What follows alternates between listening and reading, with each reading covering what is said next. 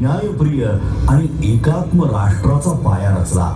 म्हणूनच ते केवळ एका समाजाचे नेते नाहीत, तर संपूर्ण भारताचे राष्ट्र निर्माते आहेत. अशा या महान विभूतीचे, या युगपुरुषाचे आपण आज कृतज्ञतेने स्मरण करूया आणि अभिमानाने, आत्मसन्मानाने आणि एकतेच्या भावनेने म्हणूया, जय भीम. या संविधानाचे शिल्पकार म्हणजे डॉक्टर बाबासाहेब आंबेडकर.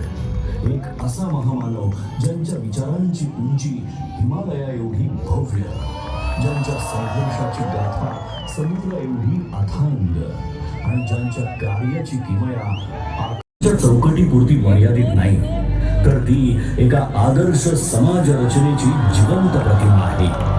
न्याय, स्वातंत्र्य, समता आणि बंधुत्व या मूल्यांच्या आधारावर त्यांनी असा भारत घडवण्याचा ध्यास घेतला जिथे प्रत्येक नागरिकाला आपलं अस्तित्व अभिमानाने जगता येईल. वेदनांनी आणि अपमानाने भरलेलं होतं. अस्पृश्यतेच्या काळोख्या सावटाखाली त्यांना शाळेत वेगळं बसवलं जाईल. पाण्याच्या एका थेंबासाठीही त्यांना वंचित ठेवलं जाईल. परंतु या सगळ्या अन्यायाच्या जखमांमध्येही त्यांच्या अंतःकरणात परिवर्तनाची तेजस्वी ज्वाला धगधगत होती. त्यांना ज्ञात झालं होतं की शिक्षण हेच ते शस्त्र आहे जे अज्ञानाच्या अंधाराला चिरून टाकतं आणि माणसाला स्वाभिमानाने जगण्याची ताकद देतं.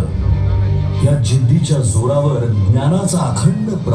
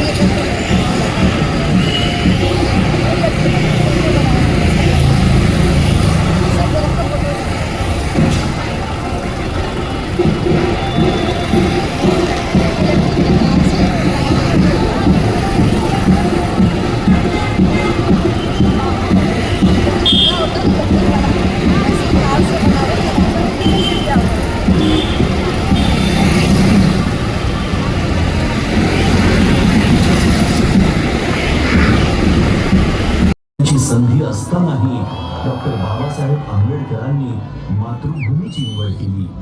मात्र भारतात परतल्यावर त्यांना जातीच्या कारणामुळे बडोद्यामध्ये राहण्यासाठी छप्परही.